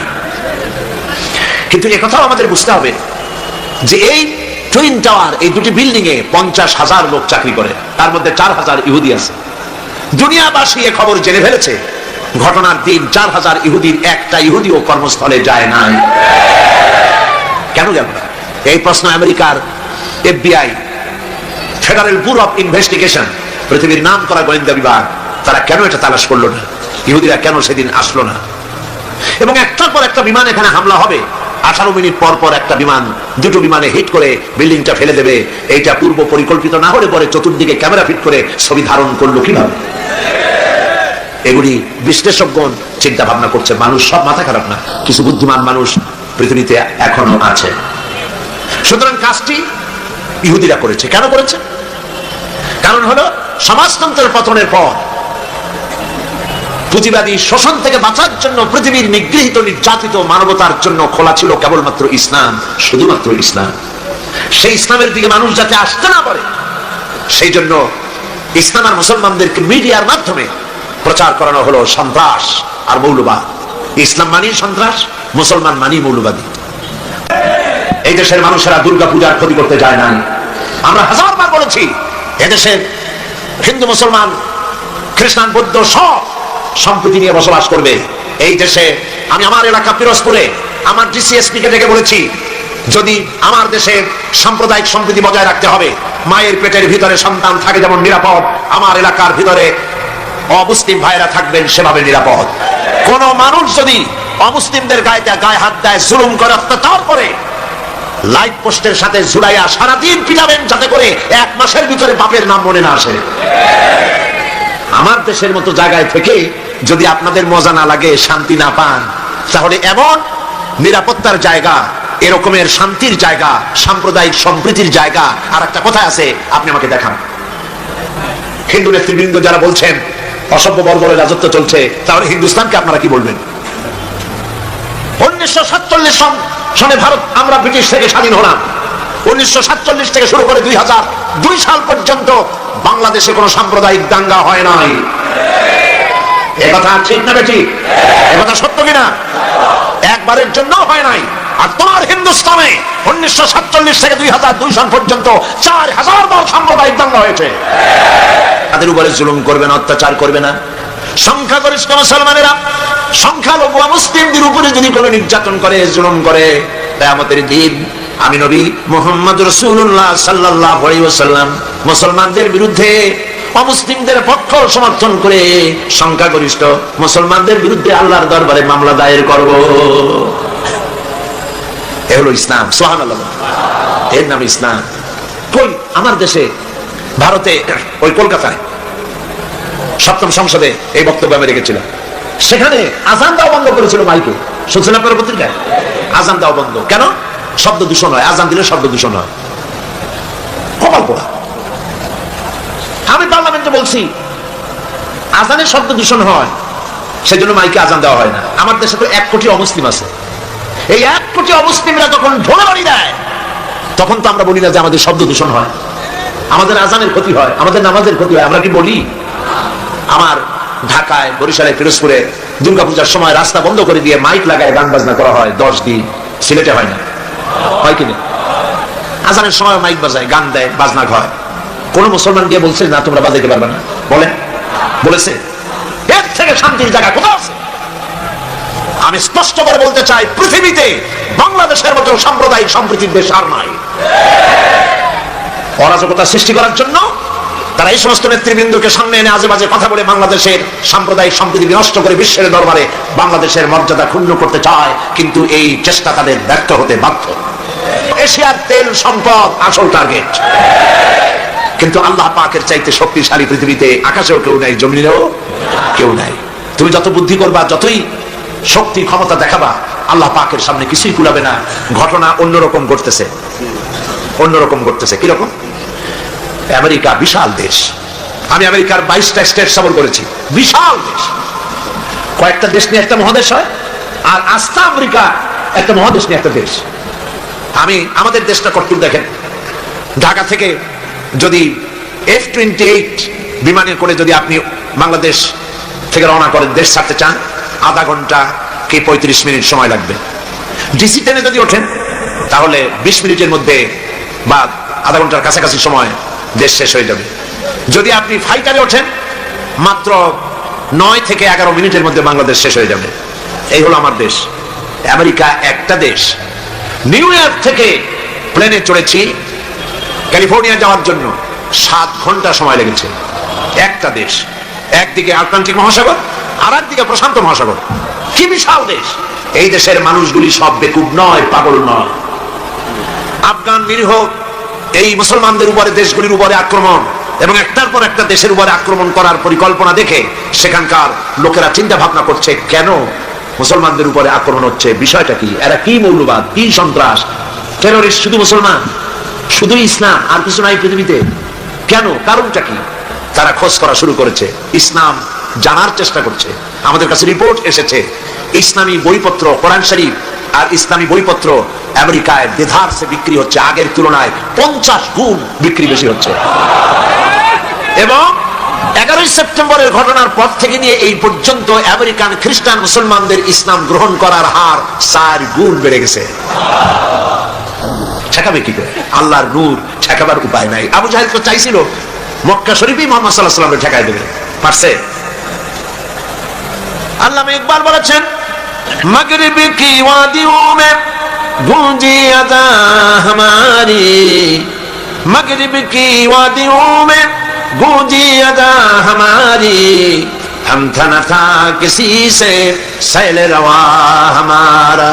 প্রাচ্য এবং প্রতীচ্য, পাহাড় এবং পর্বতে, ইথার এবং বাতাসে রণিত, অনুরণিত, ধ্বনিত, প্রতিধ্বনিত হয়ে বিশ্বের চতুর্দিকে ছড়ায় পড়বে আমার আজানের আওয়াজ, কেউ ঠেকাতে পারবে না। ইসলাম বিশ্বের চতুর্দিকে ছড়িয়ে পড়বে, ঠেকাবার উপায় নাই। কয়জন মারবা? এখন পৃথিবীতে 140 কোটি মুসলমান, 140 কোটি মুসলমান, কতগুলি মারবা? তোমরা বললে ডাইরেক্ট জাহান্নাম, আর আমরা ইসলাম প্রতিষ্ঠার রাস্তায় যদি মৃত্যু হয়, শাহাদাত, ডাইরেক্ট আল্লাহর জান্নাত। তোমাদের বেঁচে থাকাও বরবাদ, মরে যাওয়াও বরবাদ। আর ইসলামের পথে যারা, তাদের বাঁচাও আল্লাহ পাকের রহমত, আর মরে যাওয়াও রহমত। সেই জন্য ইসলামের পক্ষে আজ সারা বিশ্ব ইসলামের বিপক্ষে কাজ করছে, আর মুসলমানদেরকে এই সময় ইসলামের পক্ষে টিকে থাকতে হবে, ইসলামকে জানতে হবে, বুঝতে হবে, ইসলামের উপরে টিকে থাকতে হবে। তাহলেই আমাদের বিজয় অতি সন্নিকট। আমার তো মনে হয় আর বেশি দেরি লাগবে না, ইসলামের বিজয়ের একটা সময় এসে গেছে ইনশাআল্লাহ। মায়ের যখন প্রসব যন্ত্রণা শুরু হয়, তখন বোঝা যায় বাচ্চা হইতে আর সময় লাগবে না, ঠিক কিনা? ঠিক কিনা? আজ পৃথিবীর প্রসব যন্ত্রণা শুরু হয়েছে, তাম পৃথিবীর চতুর্দিকে মুসলমানদের উপরে জুলুম অত্যাচার শুরু হয়েছে। এই জুলুম অত্যাচারের মধ্য দিয়ে আগামীকাল যে সূর্য উদিত হবে, সেই সূর্য হবে ইসলামের জন্য, আল্লাহর দ্বীনের জন্য, মুসলমানদের জন্যই সেটা হবে। তাম পৃথিবীর বুকে আল্লাহর দেওয়া বিধান ও কোরআনের রায় কায়েম হওয়ার জন্য সময় আর বেশি দূরে নয়। এজন্য মুসলমানদেরকে ঐক্যবদ্ধ হয়ে নবীর পথ ধরতে হবে, নবীর রাস্তা ধরতে হবে। আল্লাহ পাক নবীকে যে উদ্দেশ্যে পাঠাইছেন, কোরআন যে উদ্দেশ্যে নাজিল করেছেন, সেই উদ্দেশ্য ধরে আমরা যদি জীবন চালাতে পারি, আল্লাহর রহমত আমরা লাভ করতে পারবো। আল্লাহ পাক আমাদেরকে, আল্লাহ পাক বলেছেন কোরআনে কারীমের মধ্যে, ওয়া কানা হাক্কান আলাইনা নাসরুল মুমিনিন। আল্লাহ রাব্বুল আলামিন বলেন, মুমিনদেরকে সাহায্য করা আমি আল্লাহর জন্য ওয়াজিব। সুবহানাল্লাহ বলেন, মুমিনদেরকে সাহায্য করা আমি আল্লাহর জন্য ওয়াজিব। মুসলমান বেশি হওয়া লাগবে, সৈন্য সংখ্যা বেশি হতে হবে, অস্ত্র বেশি হতে হবে। আল্লাহ পাক এগুলি বলেন, অস্ত্র লাগবে, এটা ঠিক, অস্ত্র লাগবে। কিসের জন্য? দিন প্রতিষ্ঠার জন্য। কেউ যদি আমাদের মারে, তাহলে আমরা তো আর বসে বসে আঙ্গুল চুষতে পারবো না। কি বলেন, ঠিক কিনা? এই জন্য জিহাদে আল্লাহর মদদ পাওয়া যায়। মুসলমানেরা আল্লাহর দেওয়া বিধান কায়েমের জন্য যদি চেষ্টা চালায়, আল্লাহ পাক বলেছেন, ওয়ালা তাহিনু ওয়ালা তাহজানু ওয়া আনতুমুল আলাউনা ইন কুনতুম মুমিনিন। কোনো ভয় নাই, কোনো চিন্তা নাই, যদি মুমিন হও আমি আল্লাহ তোমাদেরকে জয়ী করব। সুবহানাল্লাহ। 10 জন সূরা আনফাল আল্লাহ পাক বলেছেন, 10 জন ইমানদার সাবের মুত্তাকি যদি হও 100 এর উপরে বিজয়ী করব। সুবহানাল্লাহ বলেন। 100 যদি হও ইমানদার সাবের মুত্তাকি, 1000 কাফেরের উপর বিজয়ী করব। সুবহানাল্লাহ। আল্লাহ পাক আজও তার রহমত নিয়ে আসেন আমরা যদি মুমিন হই। বদরের মাঠে জিহাদের ময়দানে একজন সাহাবী বলছেন, ইয়া রাসূলুল্লাহ, জিহাদের ময়দানে সবাই নেমে গিয়েছে, আমি একজন যুবক মানুষ, মুসলমান, আমার কাছে কোনো অস্ত্র নাই, মেহেরবানি করে একটা অস্ত্র দেন, আমি জিহাদে শরীক হয়ে যাই। হুজুর বললেন, আমার কাছে অস্ত্র নাই। তিনি বললেন, ইসলামের এই প্রথম জিহাদে আমি কি করে নীরব দর্শকের ভূমিকা পালন করি, যা পারেন তাই দেন আপনার হাত দিয়া। নবীজি এদিক ওদিক তাকায়া একটা শুকনা খেজুরের ডাল পেলেন, শুকনা খেজুরের ডালটা ধরাই দিলেন সাহাবীর হাতে। সাহাবী বলেন, নবীজির হাতে দেওয়া শুকনা খেজুরের ডাল দিয়া জিহাদের ময়দানে ঝাঁপিয়ে পড়লাম। ধারালো তরবারি দিয়ে আঘাত করলে যেমন কাম হয়, নবীর দেওয়া শুকনা খেজুরের ডাল দিয়ে আঘাত করার সঙ্গে সঙ্গে কাফের দ্বিগণ্ডিত হয়ে পড়তে লাগলো। কবি বলছেন, ফিজাই বদরি পয়দা কুন ফেরেশতে তেরি নুসরত কো, ফিজাই বদরে পয়দা কুন ফেরেশতে তেরি নুসরত কো, উতর सकते गर्दू से कतर अंदर कतर अभी। বদরের মুসলমানের মতো ঈমান আজ যদি তোমাদের ভিতরে থাকে, আল্লাহ রাব্বুল আলামিন কাতারে কাতারে ফেরেশতা তোমাদের সাহায্যের জন্য নামায়া দিবে। সুতরাং আপনাদের যুদ্ধ, যেমন আপনারা যুদ্ধ করেন দেশ দখল করে, সেই দেশে নিজের ক্ষমতা চালু করে ক্ষমতার ব্যাপ্তি পরিধি আরো বাড়াবার জন্য ইসলাম এভাবে লড়াই করে না। ইসলাম চায় পৃথিবীর মানুষ আল্লাহর মানুষের উপরে আল্লাহর আইন কায়েম করার জন্য তারা চেষ্টা চালায়। এই চেষ্টায় যদি কেউ সশস্ত্র বাধা দেয়, সেই বাধার মোকাবেলা ইসলাম করে জিহাদের নামে, মুসলমানেরা জিহাদের নামেই সেটা করে। ঠিক কি? সেই জন্য ইসলামকে ভুল বুঝাবার কোনো কারণ নাই। আমি আবারও সিলেটের সমস্ত মুসলমান ভাইদের বলি, আপনারা পৃথিবীর চতুর্দিকে ছড়িয়ে আছেন, ইউরোপে, আমেরিকায়, মধ্য এশিয়ায়, আফ্রিকায়, দুনিয়ার চতুর্দিকে আপনারা আছেন। আপনারা মানুষের কাছে যান, দ্বীনের দাওয়াত নিয়ে ছড়িয়ে পড়ুন, মানুষকে বুঝান ইসলামের মধ্যে সন্ত্রাস নাই, সাম্প্রদায়িকতা নাই। ইসলাম আল্লাহর দেওয়া দ্বীন প্রতিষ্ঠা করতে চায়। মুসলমানেরা পৃথিবীর সব থেকে বেশি শান্তি কামী, তারা মারামারিতে, হত্যা, জিঘাংসায় বিশ্বাস করে না। এই কথাগুলি মানুষকে বুঝান, নামাজ পড়ুন, দিনদার হন, ইমানদার হন, পরেজগার হন। আল্লাহ পাক যেন আমাদের তাই বানান, বলেন আমিন। প্রতি বছর আমি নামাজের কথা আপনাদের সামনে বলি, আজও না বলে পারি না, কারণ শুধুমাত্র ওয়াজ শুনলে হবে না, নামাজ হলো ফাউন্ডেশন। নামাজ কি? ফাউন্ডেশন। নামাজ লা দীনা লিমান লা সালাতা লাহু, যার কাছে নামাজ নাই তার কাছে দিন নাই, ঈমান নাই, চরিত্র নাই, কিছুই নাই। 5 ওয়াক্ত নামাজ জীবনে আর ছাড়বো না, ওয়াদা করতে পারবেন? প্রতি বছর করেন, আজও করেন, দুহাত উঁচু করে বলেন, ইয়া আল্লাহ, তোমার পবিত্র নামে ওয়াদা করি, কসম করি, যতদিন পর্যন্ত মালাকুল মউত আমার মাথার কাছে না আসতেছে, ততদিন পর্যন্ত ফরজ নামাজ, ফরজ রোজা ছেড়ে দেব না, ছেড়ে দেব না। ইয়া আল্লাহ, আমি আমার মৃত্যু পর্যন্ত এই ওয়াদা যেন পালন করতে পারি, এ তৌফিক তুমি আমার দাও, আমিন। আমি রব্বুল আলামিন তোমাকে সৃষ্টি করেছি মাটির উপাদান দিয়ে তৈরি করলাম। মা বাপের পুরুষের স্পার্মটোজন আর মহিলাদের অভাব দুটোতে মিলে মায়ের গর্ভের ভিতরে নাপাক পানি ফোটাকে জমাট রক্তে পরিণত করে দিলাম। এই জমাট রক্তকে গোশত বানালাম, কচি কচি হাড় দিয়ে একটা বডি, একটা স্ট্রাকচার তৈরি করলাম। তারপরে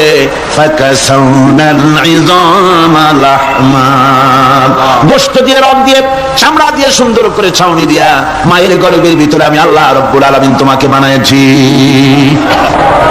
মায়ের পেটের ভিতরে ফি কারারিন মাকিন, একটি সুরক্ষিত জায়গায় তোমাকে আমি রেখে দিলাম, যেখানে কোনো রোগ, কোন জার্ম যেখানে পৌঁছতে পারবে না, কোন অসুবিধা হবে না, এমন একটা জায়গায়, এমন একটা ইন্টেনসিভ কেয়ার ইউনিটের ভিতরে রেখেছি। সুবহানাল্লাহ, একটা ইন্টেনসিভ কেয়ার ইউনিট যেখানে কোন রকমের কোন জার্ম প্রবেশ করে বা করবার কোনো ক্ষমতা নাই কারো, এমন একটা যে একটা প্যাকেট, সুন্দর একটা প্যাকেট, একটা কভারের মধ্যে তোমাকে তৈরি করা হলো মায়ের পেটের মধ্যে। আল্লাহ পাক বলছেন খালাকাল ইনসানা আল্লামাহুল বায়ান, আমি মানুষকে সৃষ্টি করেছি। কেমনে সৃষ্টি করলাম? তাতে এতক্ষণ বললাম, এইভাবে করে মানুষ সৃষ্টি করেছি। দেখো তোমার নিচের দিকে তাকাও, ফালইয়ানজুরিল ইনসানু মিম্মা খুলিক, কিভাবে মানুষ তোমাকে সৃষ্টি করা হলো। একবার তাকায় দেখো তোমার শরীরের দিকে, একটু তাকায় দেখো তো কেমনে আমি বানাইলাম, কিভাবে তৈরি করলাম। লক্ষ্য করো, এই যে মাথা, এই মাথাটার ভিতরে আছে কি? মগজ, ব্রেইন। বিজ্ঞানীরা বলেছেন এতে 1000 মিলিয়ন নার্ভ সেলস আছে এর মধ্যে। 1000 মিলিয়ন নার্ভ সেল। সেল হচ্ছে CELL, সেল। সেল মানে কোষ। এই 1000 অনুভূতি কোষ, 1000 মিলিয়ন অনুভূতি কোষ রয়েছে মাথার ভেতরে। মস্তিষ্কের এসব কোষগুলি, এসব সেলগুলি, তার মধ্যে আবার আছে নার্ভ ফাইবার, অর্থাৎ সূক্ষ্ম সূক্ষ্ম নার্ভ সুতা সমগ্র শরীরের মধ্যে তা ছড়িয়ে দেওয়া আছে। এই সূক্ষ্ম সুতার মাধ্যমে ঘন্টায় 70 মাইল বেগে শরীরের প্রত্যেকটা অঙ্গ প্রত্যঙ্গের খবর মস্তিষ্কের মধ্যে চলে যায়। সুবহানাল্লাহ। আপনার পায়ে যদি কাটা ফোটে, শরীরে যদি ব্যথা লাগে, ঘন্টায় 70 মাইল বেগে সূক্ষ্ম সূক্ষ্ম যে তারগুলি আল্লাহ দিয়েছেন, ওই তারের মাধ্যমে আপনার মাথায় চলে যায়। মস্তিষ্কে গেলে পরে তড়িৎ গতিতে সিদ্ধান্ত হয় কাটা তুলতে হবে। অথবা একটা সাপ দেখেছেন, সাপ প্রথম চোখ দিয়ে দেখলেন, চোখ, এই চোখের ভিতরে আপনার 130 মিলিয়ন লাইট রিসেপ্টর আছে, অর্থাৎ বিভিন্ন দৃশ্যকে, ছবিকে ক্যাচ করার মতো 130 মিলিয়ন লাইট রিসেপ্টর গ্রহণযোগ্য মেশিন রয়েছে চোখের ভিতরে। চোখ দিয়ে সাপ দেখলেন, চোখের ভিতরে রয়েছে আবার অসংখ্য তার। এই অসংখ্য তার ব্রেনের সঙ্গে জুড়ে দেওয়া আছে। চোখ সাপ দেখলো, 70 মাইল বেগে প্রতি ঘন্টায় এই খবর তড়িৎ প্রবাহের মতো মস্তিষ্কের ভেতরে চলে গিয়েছে। মস্তিষ্ক সঙ্গে সঙ্গে ডিসিশন দিচ্ছে, দৌড় মারো, অথবা লাঠি হাতে নাও, অথবা যে কোনো একটা পজিশন তাকে সাথে সাথে সিদ্ধান্ত দিয়ে দিচ্ছে। জোরে বলেন সুবহানাল্লাহ। এই অনুভূতি শক্তি যদি আল্লাহ পাক না দিতেন মানুষের শরীরে, পায়ের মধ্যে পাথর ঢুকলে, কাটা তো কাটা, পাথর ঢুকলেও টের পাইতাম না। আল্লাহ পাক এই ব্যবস্থা করে দিয়েছেন মস্তিষ্কের মধ্যে এতগুলি সেল, প্রত্যেকটা সেলের আলাদা আলাদা কাজ। সুখ, দুঃখ, ভালোবাসা, মোহাব্বত, আনন্দ, স্বাদ ইত্যাদি জিনিসের অনুভূতি মস্তিষ্কের ভেতর থেকেই হয়। এখানে সেগুলি রেখে দেওয়া হয়েছে। তারপরে রয়েছে এই মস্তিষ্কের ভেতরে মেমোরি, স্মৃতি, স্মৃতি শক্তি। দেখুন এই যে টেপ রেকর্ডার, টেপ রেকর্ডারে ওয়াজগুলি রেকর্ড হচ্ছে, তাফসীর রেকর্ড হচ্ছে। কিছুদিন পর ওই রেকর্ডের উপরে আরেকটা কথা যদি উঠান, তাহলে প্রথম কথা থাকবে? প্রথম গান বা ওয়াজ থাকবে? নষ্ট হয়ে যাবে।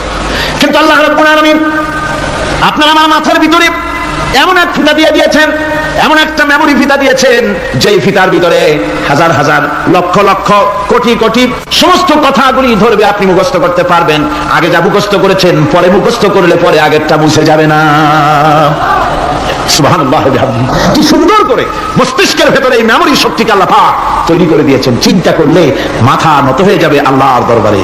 আল্লাহ পাক বলছেন এই জিনিস আমি তোমার মাথার মধ্যে রেখেছি। দেখুন মানুষ কত কথা বলে, কত বই পড়ে, মানুষের মাথায় যত কথা আছে সব কথা যদি লিপিবদ্ধ হয়, ভলিউম হয়ে যাবে, যা একটা লাইব্রেরিতে ধরা সম্ভব নয়। অর্থাৎ আপনার মাথাটা হচ্ছে একটা বিশ্বকোষ, আপনার মাথাটা হচ্ছে একটা বিরাট বিশ্বজোড়া লাইব্রেরি। সুবহানাল্লাহ। আপনার মাথায় যা আছে তা আপনার কোনো বিল্ডিং এর মধ্যে ধরবে না, কোনো গ্রামে, কোনো দেশের মধ্যে তা ধরবে না। এত জিনিস আপনার মাথার মধ্যে আছে, ঠিক কিনা? এরপরে আল্লাহ পাক একটা চোখ আমাদের দিলেন। আল্লাহ রাব্বুল আলামিন বলেন, আলাম নাজআল লাহু আইনাইনি ওয়া লিসানান ওয়া শাফাতাইন ওয়া হাদাইনাহু নাজদাইন। আমি কি তোমাদেরকে দুটি চক্ষু আর জিহ্বা, আর তোমাদেরকে আমি কি তোমাদের দুটি চক্ষু, দুটি ঠোঁট আর জিহ্বাকে আমি তোমাদের দেই নাই, যা দিয়া তোমরা দেখতে পাও, যা দিয়া তোমরা অনুভূতি, মাথার ভিতরে অনুভূতি জাগে। এই যে দুটো চোখ দিলাম, সুবহানাল্লাহ, সুবহানাল্লাহ বলেন। কিন্তু আল্লাহ রাব্বুল আলামিন আপনার আমার কপালের নিচে 1 থেকে 3 ইঞ্চির ভিতরে এমন 2টা ফিল্ম বক্স তৈরি করে দিয়েছেন, যা দিয়া তাকাবেন আপনি কোটি কোটি মানুষ দেখবেন, পাহাড় দেখবেন, সমুদ্র দেখবেন, সূর্য দেখবেন, চন্দ্র দেখবেন। এত কিছু দেখার পরেও চোখের ভিতরে আরো খানিকটা জায়গা ফাঁকা থেকে যায়। কি বিরাট নিয়ামত এই চোখ আল্লাহ পাক আমাদেরকে দান করেছেন। এই চোখকে হেফাজতের জন্য আবার চোখের উপরে সানসেট তুলে দেওয়া আছে, সানসেট ভুরু, আল্লাহ ভুরু লাগাই দিয়েছেন, নিচে একটু হাড় জায়গায় দিয়েছেন, উপরে সানসেট, ভেতরে চোখ, যাতে করে বল এসে লাগলে পরে চোখটা গলে না যায়, আছাড় খেলে পরে চোখটা গলে না যায়, চোখটাকে সেফ সাইডে রেখে দিয়েছেন আল্লাহ পাক সুবহানাহু ওয়া তাআলা।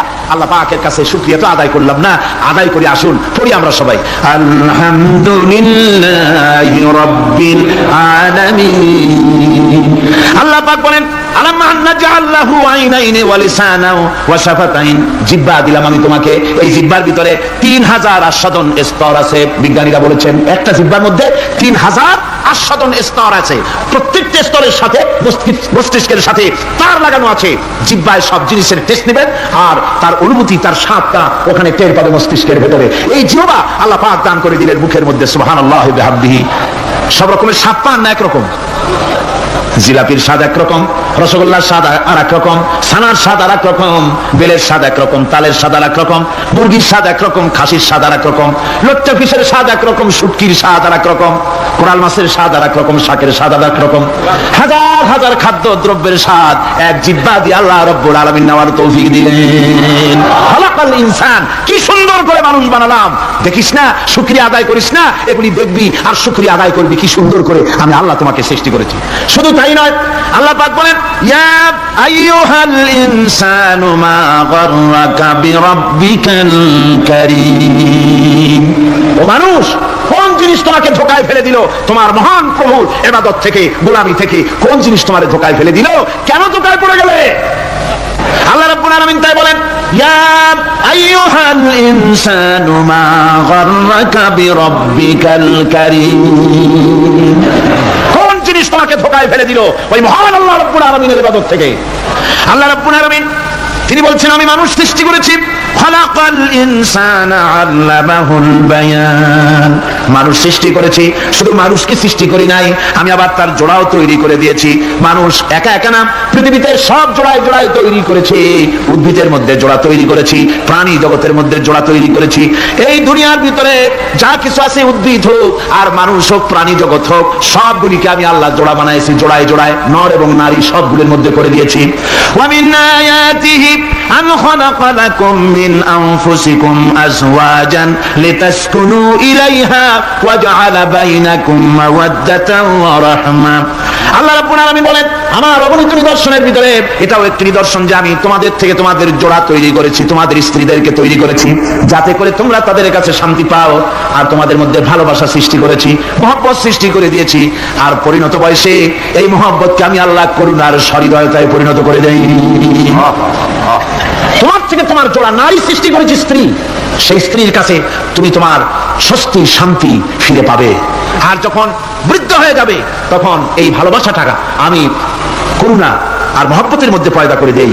এর দ্বারা এই ভালোবাসা এবং মহব্বতের মাধ্যমে সন্তান সন্ততি পৃথিবীতে আসে, নাতি আসে, পৌত্র আসে, পৌত্রী আসে। এভাবে করে আত্মীয় স্বজন পরিবেষ্টিত অবস্থায় দুনিয়ায় মানব বংশ আমি এভাবে করে বৃদ্ধি করি। আর এরপরে মানব সৃষ্টি করে মানুষকে এক পরিবেশ সৃষ্টি করে দিয়ে তাকে কথা বলারও আমি ভাষা শিখিয়েছি। আল্লামাহুল বায়ান, মানুষকে আমি কি শিক্ষা দিয়েছি? কথা বলতে আমি শিক্ষা দিয়েছি।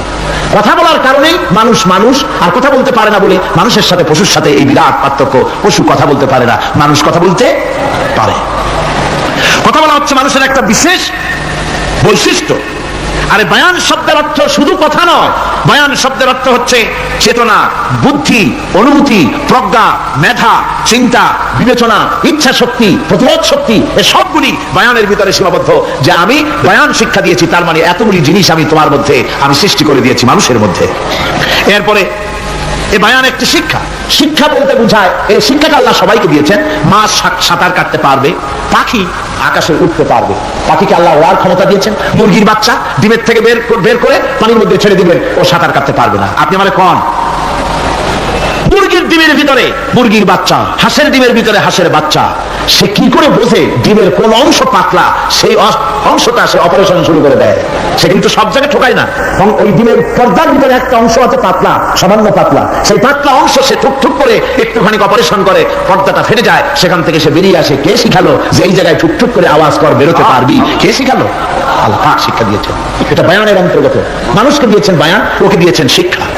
হাঁসের বাচ্চা পানির ভিতরে ছেড়ে দিলে ওকে সাঁতার কাটতে হবে, কে শিখালো? আল্লাহ পাক। বাতাসে পাখিরা উড়ে বেড়ায় ডানা মেলে। আওয়ালাম ইয়ারাউ ইলা তায়রি সাফাতিন ওয়া ইয়াকবিদনা মা ইউমসিকুহুন্না ইল্লার রাহমান। দেখে নাকি তারা পাখিটি কেমন, মেলি দুটি লঘু ডানা উড়িয়া বেড়ায়, শূন্যের পরে নাহি তার কোনো মানা। আবার সে ডানা গুটাইয়া চলে কিন্তু পরে না তবু, বলো কে বা তারে শূন্যে রাখিছে ভিন্ন সে এক প্রভু। প্লেনের মতো, এরোপ্লেনের মতো, দেখছেন না পাখিগুলি এরকম এরকম করে ওড়ে। আবার কখনো উঠতে গিয়ে আর ডানা দোলায় না, দুটো ডানা শরীরের সাথে মিশাইয়া একেবারে রকেটের মতো উড়ে চলে যায়, কিন্তু পড়ে যায় না। কে তাকে শূন্যের উপরে রেখেছে? ধরে কন কে রেখেছে? এই ট্রেনিং আল্লাহ পাক তাকে দিয়েছেন, আল্লাহ পাক তাকে শিক্ষা দিয়েছেন। এই শিক্ষা, পানিতে সাঁতার কাটবে মাছ, বায়ুতে ভেসে বেড়াবে পাখি, তারপরে মানুষের চোখের পলক পড়বে, পাকস্থলী হজম করবে, এসব শিক্ষা আল্লাহই দিয়েছেন। প্রত্যেকটা জিনিসকে সৃষ্টি করেছেন, আর তার কাজটাও কিভাবে হবে তাও আল্লাহ পাক শিখিয়ে দিয়েছেন। এই জন্য শুধুমাত্র এই শিক্ষাটুকুনি নয়, মূল শিক্ষা হচ্ছে আল্লামাহুল বায়ান। এর আসল অর্থ হলো মানুষের জ্ঞানের পূর্ণতার জন্য আল্লাহ পাক বায়ান দিয়েছেন। সে বায়ান হচ্ছে কোরআনে কারীম। সে বায়ান কি? কোরআন। এই কোরআন হচ্ছে মানুষের জ্ঞানের পূর্ণতা। কোরআন দিয়ে মানুষের জ্ঞান পরিপূর্ণ হয়। ওমা উতীতুম মিনাল ইলমি ইল্লা কালিলা। তোমাদেরকে খুব সামান্যতম জ্ঞান দেওয়া হয়েছে। আসল জ্ঞানের মালিক কে? আল্লাহ সুবহানাহু ওয়া তাআলা। আল্লাহ রাব্বুল আলামিন বলেন, আশ-শামসু ওয়াল কমারু বিহুসবানিন ওয়ান নাজমু ওয়াশ-শাজারু ইয়াসজুদান। সূর্য এবং চন্দ্র একটা বিরাট একটা হিসাবের অনুসরণে বাধ্য। সূর্য আর চন্দ্র একটা হিসাবের অনুসরণে বাধ্য, এর ব্যতিক্রম হওয়ার কোনো উপায় নাই। সূর্য এবং চন্দ্র তার আপন আপন কক্ষপথে ঘুরবে, ইচ্ছে মাফিক সূর্য চন্দ্র ঘুরতে পারবে না। রাত 12টার সময় সূর্য এসে বলতে পারবে না, বেটা রাত আমি এখন উদিত হব, পারবে? পারবে না। দিনের দুপুরের সময় রাত এসে মাথা চালা দিয়ে জাগাতে পারবে না, দিন সরে যা আমি এখন সবটাকে রাত বানাই দেবো, পারবে না।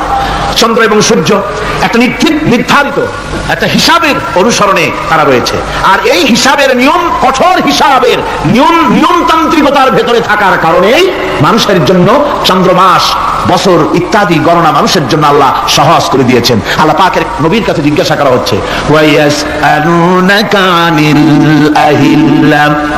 নবী আপনাকে প্রশ্ন করা হয় চাঁদ সম্পর্কে।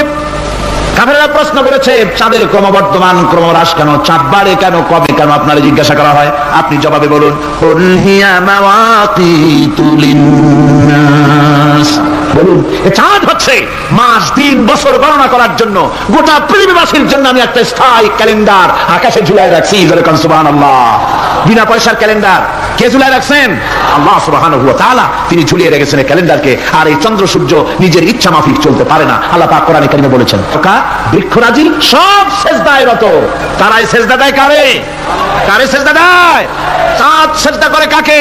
সূর্য করে কাকে? গাছপালা করে কারে? আল্লাহ পাককে সেজদা করে সবাই। সমস্ত সৃষ্টি জগতের কাজ হলো তিনটা। সৃষ্টি জগতের কাজ কয়টা? তিনটি কাজ। একটা কাজ হচ্ছে সৃষ্টি জগৎ মহান আল্লাহর উদ্দেশ্যে সিজদা করবে, তার হামদ করবে, তার তাসবিহ করবে। তিনটা কাজ, সিজদা করবে, হামদ করবে, তাসবিহ করবে। এই তিনটা কাজ হচ্ছে সৃষ্টি জগতের। গোটা পৃথিবীর সবকিছু আল্লাহ পাককে সিজদা করছে। কোরআনে কারীমে রব্বুল আলামিন বলেন, ওয়ালিল্লাহি ইয়াসজুদু মান ফিস সামাওয়াতি ওয়াল আরদি তাওআন ওয়া কারহান ওয়া যিলালুহুম বিল গুদুওয়ি ওয়াল আসাল। আল্লাহ পাক বলেন, আকাশে যা কিছু আছে, জমিনে যা কিছু আছে, সব কিছু আমার সিজদা করে। এমনকি গাছগুলি, গাছও আমার সিজদা করে। গাছগুলি সকাল বেলায়, গাছের ছায়া সকাল বেলায়, আর বিকাল বেলায় নিজের ছায়া লম্বা করে দিয়ে আমার সামনে সিজদায় পতিত হয়ে যায়। গাছগুলি আমাকে সিজদা করে, তারকা সমূহ, চন্দ্র, সূর্য সব আমাকে সিজদা করে। ওয়ালিল্লাহি ইয়াসজুদু মা ফিস সামাওয়াতি ওয়া মা ফিল আরদ মিন দাব্বাতিন ওয়াল মালাইকাতু ওয়া হুম লা ইস্তাকবিরুন। আকাশে এবং জমিনে যা কিছু আছে আমার সিজদা করে, আমার সিজদা থেকে কেউ অহংকার করে না, অহমিকতা করে না, আমার সিজদা থেকে কেউ ফিরে যায় না, সবাই আমাকে সিজদা করে। সুতরাং ও মানুষ, আমার দরবারে সিজদায় মাথা নত করে দাও। সবগুলি আমার সামনে সিজদা করতেছে। আলাম তারা আন্নাল্লাহা ইয়াসজুদু লাহু মান ফিস সামাওয়াতি ওয়া মান ফিল আরদ ওয়াশ শামসু ওয়াল কামারু ওয়ান নুজুমু ওয়াল জিবালু ওয়াশ শাজারু ওয়াদ দাওয়াবু ওয়া কাসীরুম মিনান নাস।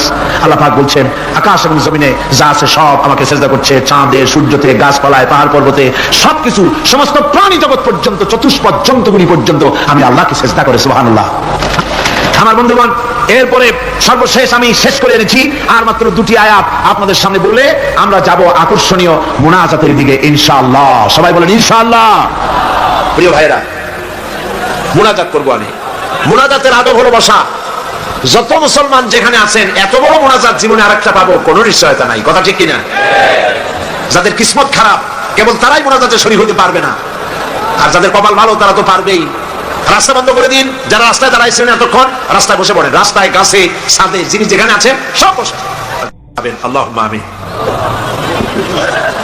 রব্বানা ظلمنا أنفسنا وإن لم تغفر لنا وترحمنا لنكونن من الخاسرين।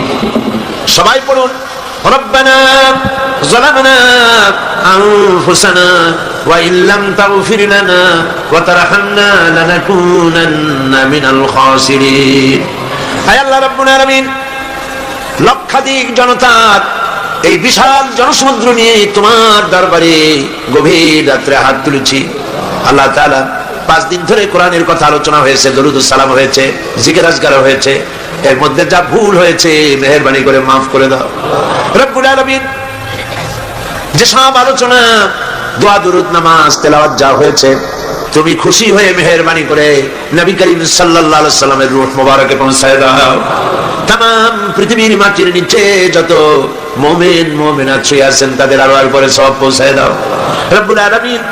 এই পৃথিবীর মাটির নিচে তোমার নবীরা যারা শুয়ে আছেন, সাহাবায়ে কেরাম, সিদ্দিকিন, শুহাদা, সালিহিন, আসফিয়া কেরাম, আউলিয়া কেরাম যারা শুয়ে আছেন তাদের আরওয়ার পরে সব পৌঁছায় দাও রব্বুল আলামিন। এই সিলেটের ময়দানে তোমার মাহবুব বান্দা হযরত শাহজালাল রাহমাতুল্লাহ আলাইহি, হযরত শাহপরান থেকে শুরু করে তোমার মাহবুব বান্দারা যারা শুয়ে আছেন সিলেটের মাটিতে, সকলের রুহের পরে সওয়াব পৌঁছায় দাও। হায় আল্লাহ তাআলা, আমাদের মধ্য থেকে আমাদের মা বাপ যাদের দুনিয়া থেকে জন্মের মতো বিদায় হয়ে গেছে, আল্লাহ তাআলা আমাদের মা বাপের কবরগুলিকে জান্নাতের টুকরায় পরিণত করে দাও। রব্বিরহামহুমা কামা রব্বায়ানি সগীরা। সবাই পড়েন, রব্বিরহামহুমা কামা রব্বায়ানি সগীরা। কত দোয়া করেছেন, কত আশা করেছেন ছেলে ভালো হবে, ছেলে আল্লাহর খাঁটি গোলাম হবে। আল্লাহ তাআলা এইভাবে বাপ স্নেহ দিয়া যত্ন করে মানুষ করে দুনিয়া থেকে বাড়ি ঘর কিছুই নিলেন না, সব ফালায় থুয়ে বিদায় হয়ে গেল। যাবার সময় বারিশ নয়, লেপ নয়, তোষক নয়, টাকা নয়, পয়সা নয়, কিচ্ছু না, সাদা 3 টুকরা কাপড় নিয়া খালি হাতে বাপ বিদায় হয়ে গেল। আয় আল্লাহ, আব্বা যাদের মারা গেছে কবরটাকে জান্নাতের টুকরা বানায় দাও রব্বুল আলামিন। জনম দুঃখিনী মা 8 মাস 10 মাস মায়ের পেটের ভিতরে থেকে হাঁটু দিয়া, পা দিয়া, গুদা দিয়া মাকে কষ্ট দিয়েছি। মা ডেলিভারিতে কষ্ট করেছেন, 2-2.5 বছর পর্যন্ত বুকের দুধ খাওয়া মানুষ করছেন। প্রচন্ড মাগের শীতে, প্রচন্ড মাগের শীতে মায়ের কোলে থেকে পেশাব পায়খানা করে মায়ের কাপড় চোপড় নষ্ট করে দিয়েছে। মা রাগ করে আছাড় দেন নাই, একটা থাপ্পড়ও লাগান নাই। বাইরে নিয়ে পানি দিয়ে ধুয়ে সাফ করে কান্না মুখে শত চুমা দিয়া হাসি ফুটাইছেন যে মা, ওই মা যার বিদায় হয়ে গেল কবরটাকে বেহেশতের বাগান বানাইয়া দাও। রব্বিরহামহুমা কামা রব্বায়ানি সগীরা। আবারও পড়েন, রব্বিরহামহুমা কামা রব্বায়ানি সগীরা। আয় আল্লাহ তাআলা, আমাদের দাদা, নানা, নানি, আত্মীয় স্বজন, পাড়া প্রতিবেশী যার যা মারা গেছে প্রত্যেকের রুহের পরে সওয়াব পৌঁছায় দাও রব্বুল আলামিন। तमाम পৃথিবীর বুকে মুসলমানের আজ বড় এতিম অসহায়, দেখার মতো কেউ নাই। আল্লাহ আমরা মার খাচ্ছি চতুর্দিকে, আমরা বুঝতে পেরেছি আমরা অপরাধী, আমরা গুনাহগার, আমরা মার খাওয়ার উপযুক্ত হয়েছি। রব্বুল আলামিন, আয় আল্লাহ তাআলা, তুমি আজ তোমার আরশে আজিম থেকে সিলেটের মাদ্রাসার মাঠের দিকে তাকাও, রহমতের নজর দিয়ে তাকাও। আরশে আজিম থেকে রহমতের নজরে তাকায় দেখো সিলেটে তোমার বান্দা বান্দীরা কিভাবে কাঁদতেছে। শয়তানের ওয়াসওয়াসায় পড়ে আমরা গুনাহ করেছি, আজকে বিনীতভাবে ক্ষমা চাই, মাফ করে দাও। আল্লাহুম্মা হাব্বিব ইলাইনা আল-ঈমান وزينه في قلوبنا وكره إلينا الكفر والفسوق والعصيان واجعلنا من الراشدين ربنا تقبل منا إنك أنت السميع العليم وتب علينا إنك أنت التواب الرحيم سبحان ربك رب العزة عما يصفون وسلام على المرسلين الحمد لله رب العالمين واجعل آخر كلماتنا عند الموت لا إله إلا الله محمد رسول